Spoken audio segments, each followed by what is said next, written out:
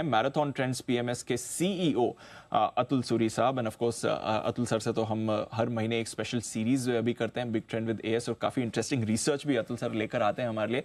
But आज दिवाली के मौके पर बहुत बहुत शुक्रिया हमारे साथ अपना समय बिताने के लिए सर, और आपको और आपकी पूरी टीम को दिवाली की भी ढेरों शुभकामनाएं सर।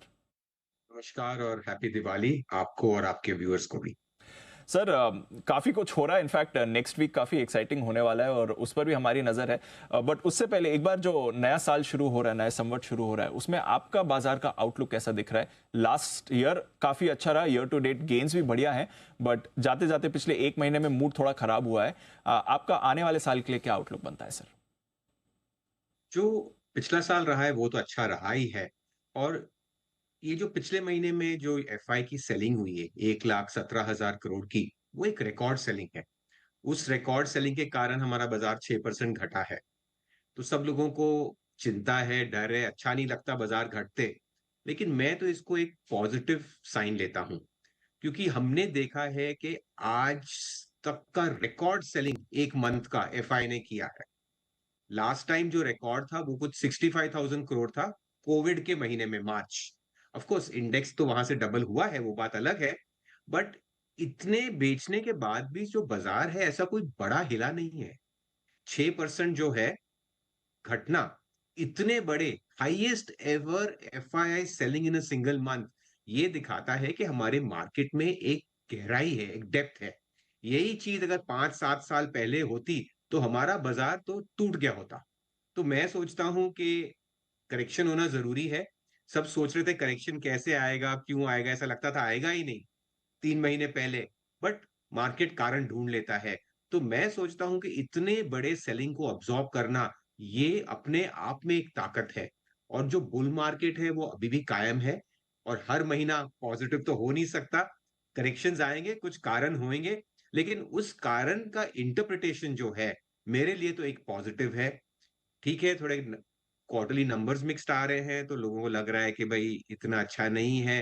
बट जहां भी नंबर्स अच्छे आएंगे, भले कोई भी सेक्टर हो, आप देखेंगे वहां पे तेजी बन रही है। अब जैसे एफएमसीजी है, सबको लग रहा है स्लो डाउन है, बट उसमें भी कई कई स्टॉक्स के अच्छे नंबर आए हैं। प्राइवेट सेक्टर बैंक में भी वैसा है। तो मोटी बात यह है कि जैसे पिछले साल में बाजार में सब चीजें चल रही थी, सब सेक्टर चल रहे थे, शायद मार्केट थोड़ा रुकेगा, देखेगा कि भाई कहाँ पे नंबर अच्छे आ रहे हैं, वो स्टॉक अभी भी बढ़ेंगे। और वो मेरे हिसाब से एक अच्छी मार्केट होती है, क्योंकि ऐसी मार्केट है उसका ट्रेंड लंबा सस्टेन होता है। और हमारा, हम चाहते हैं एज ए इन्वेस्टर के जो ट्रेंड हो लंबा हो, कि उसमें क्या है कि इन्वेस्टर पैसा बनाता है। बहुत फास्ट मार्केट होती है, सब चलता है, कचरा भी चलता है। उसमें जब मार्केट घटता है, जोर से घटता है, और मोस्टली इन्वेस्टर नुकसान करता है। और आपने तो बिग ट्रेंड विद एस में इसके बारे में बात भी करी थी कि बुल मार्केट में किस तरह के करेक्शंस आते हैं और उस करेक्शंस पर किस तरह के मौके भी बनते हुए दिखते हैं। काफ़ी इंटरेस्टिंग शो भी था सर। तो बताएं सर, फिर इस समय मौके कहाँ पर आपको बनते हुए दिख रहे हैं बाजार में? मुझे लगता है कि अगले 3 महीने तक जो होगा, हर सेक्टर में कोई ना कोई स्टॉक चलेगा। क्योंकि क्या है कि जैसे मैंने बताया कि मैं देख रहा हूं कि कई सेक्टर्स में कहते हैं अच्छे नंबर नहीं है, बट उनमें भी जहां भी नंबर आए अच्छे चल रहे हैं। तो मुझे लग रहा है कि ये थोड़ा 3 महीने ज्यादा स्टॉक स्पेसिफिक रहेगा, across the board, across market नहीं होगा। लेकिन एक और चीज मैं देख रहा हूं कि ये जो फॉल हुआ है 6-6.5% का मार्केट में, वहां पे कौन से सेक्टर कम घटे हैं, ये बहुत जरूरी बात है। तो ये क्लियरली दिख रहा है कि जो बैंक्स है, जो बैंक निफ्टी है, वो निफ्टी से बहुत कम घटा है। ऑफ कोर्स इतना चला भी नहीं था रिलेटिवली, बट वहां पे भी कई कई स्टॉक्स ने नए ब्रेकआउट करके new life time high leadership आ रही है। तो मुझे लग रहा है कि वो एक अंडर ओन सेक्टर है, या बीटन डाउन स्पेस थी, नॉन परफॉर्मिंग थी, वहां पे एक्शन आ सकता है। फार्मा, फार्मा मुझे लगता है कि बहुत इंटरेस्टिंग स्टोरी है। वहां पे नंबर्स भी अच्छे आ रहे हैं। और ऐसा नहीं है कि फार्मा में कुछ ज्यादा यूफोरिया था, ओवर ओनरशिप थी। तो मुझे लगता है अक्रॉस द बोर्ड एक फार्मा में एक रैली आ रही है। मुझे लग रहा है कि जो इंडस्ट्रियल्स थे, कई कई पीएसयूज भी थे, काफी करेक्ट करके हैं 20-30%। बट जैसे गवर्नमेंट स्पेंडिंग रीस्टार्ट होगी, मुझे लगता है थोड़े महीने बाद ये जो इंडस्ट्रियल्स हैं, जो अपने मैन्युफैक्चरिंग है, कैपिटल गुड्स है, ये सबसे बड़े ट्रेंड इस बाजार में है। ये मल्टी ईयर बुल मार्केट है। तो ऐसे ऐसे करके मिलेंगे। सो जैसे मैंने कहा कि एक कोई स्पेसिफिक सेक्टर्स पे अगले 3 महीने फोकस नहीं करना है। हमें बस वही देखना है कि कहाँ पे कंपनी के अच्छे रिटर्न्स आए हैं, रिजल्ट्स आए हैं, वहाँ पे चलेंगे। जहाँ पे नहीं आए वो थोड़ी देर रुकेगा। बट ओवरऑल मुझे लगता है कि इस करेक्शन को हमने जो झेला है जिस तरह से मुझे एक और ऑप्टिमिज्म और कॉन्फिडेंस इस बाजार पे आ रहा है। ये तो बड़ी बात है सर कि इतनी बड़ी सेलिंग हो गई और उसमें बाजार आपका सिर्फ 6% ही गिरा। बट उसी से समझना था, सेलिंग हो गई या बल्क ऑफ सेलिंग हो चुकी है या अभी भी थोड़े और सेलिंग प्रेशर आ सकता है जिस तरह का अभी हम देख रहे हैं एफआईएस की तरफ से? देखिए, ये एक्चुअली समझना बहुत मुश्किल है। ये सेलिंग शुरू भी कब हुई किसी को समझ ही नहीं आई। ये पूरा चाइना ट्रेड हो गया, जैसे चाइना ने रिफ्लेट किया, तो उसका जो नॉकडाउन इफेक्ट है वो हिंदुस्तान पे आया। तो जैसे मैंने कहा ये एक बहुत अनप्रेडिक्टेबल चीज़ थी। किसी को इसमें इसको फैक्टर नहीं किया था। अचानक हुई, अचानक आप देखेंगे नंबर्स काफ़ी बड़े सेल नंबर 1 महीने में इतने बड़े आ गए।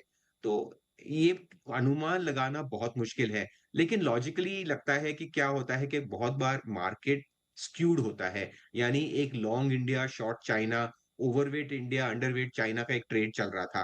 तो जब ये एक्शंस होते हैं तो मार्केट बहुत जल्दी इसको रिकैलिब्रेट करता है। और पिछले महीने में जो हमने सेलिंग देखा है वो दिखा रहा है कि मार्केट एक जल्द जल्द तरीके से रिकैलिब्रेट कर रहा है। कब रुकेगा? 15 दिन और चलेगा, हफ्ता चलेगा, महीना चलेगा, कोई नहीं जानता। बट मुझे लगता है कि रिकैलिब्रेशन की जो ट्रेड होती है, जैसे कि बोलते हैं शॉर्ट कवरिंग की ट्रेड, वो बहुत जल्दी होती है, फेरोशियस होती है और वो हम देख रहे हैं। मुझे लगता है कि अगले कई महीनों में the focus will be back to हमारे क्वार्टरली नंबर्स कैसे आ रहे हैं। और जो बड़ा इवेंट है दुनिया में वो है US elections. Of course Donald Trump और कमाला हैरिस के दोनों के अलग पर्सनालिटीज हैं, स्टॉक मार्केट पे अलग इफेक्ट होगा। तो 15 दिन बाद तो हम किसी और चीज पे डिस्कस कर रहे होंगे। शायद ये एक इतना मुद्दा नहीं रहेगा, बिकॉज ग्लोबल ट्रेड में एक बहुत बड़ा वेरिएबल चेंज होने वाला है। Absolutely sir. इनफैक्ट मेरा इस पर आपसे एक सवाल भी था। आइदर वे बाजार यूजुअली इलेक्शंस के बाद, क्योंकि आप काफ़ी सारे ये ट्रेंड्स पढ़ते भी हैं, रीड भी करते हैं, रिसर्च भी करते हैं, तो यूजुअली क्या चाल रहती है यूएस इलेक्शंस के बाद बाजारों की सर? जनरली देखा गया है कि अल्टीमेटली जो मार्केट है वो एक इंडस्ट्री फ्रेंडली या जो ग्रोथ फ्रेंडली जो होता है, उस कैंडिडेट की प्रेफ़रेंस करती है। बट ये भी जो बोलते हैं कि इसमें कोई श्योर शॉट नहीं है। मुझे लगता है कि शॉर्ट टर्म पॉलिटिक्स के कारण ऊपर-नीचे हो सकता है, बट अगर आप अंडरलाइंग यूएस मार्केट देखें, तो मुझे लगता है वहाँ अभी भी 5 से 6% का अपसाइड है। अभी भी यहाँ से तेज़ी है और उस हिसाब से शॉर्ट टर्म में वोलेटिलिटी होगी। पॉलिटिक्स कोई जानता नहीं है, कौन जीतेगा वो भी नहीं जानते। हम इंडिया में बैठ के क्या उस पे बातचीत करें। तो जो भी आउटकम होगा, शॉर्ट टर्म वोलेटिलिटी होगी, but the way US markets are poised, मुझे लग रहा है कि अभी भी जो एस&पी 500 है, जो 5,700 के करीब है, मुझे ये 6,150, 6,200 तक लगता है, जो यहाँ से भी 8-9% ऊपर है। सो आई फील कि वहाँ भी एक कोई बड़ा इश्यू नहीं है। Understood sir. चलिए, और आपसे तो खैर हमारी खास सीरीज चल रही है, वो चलती रहेगी। तो बिग ट्रेंड में तो आपसे और बढ़िया रिसर्च लेंगे। बट आज के लिए अतुल सूरी साहब बहुत बहुत शुक्रिया हमें अपना समय देने के लिए और बाजार थैंक यू के फॉर बारे में हैविंग बात करने के लिए। मी। शुक्रिया।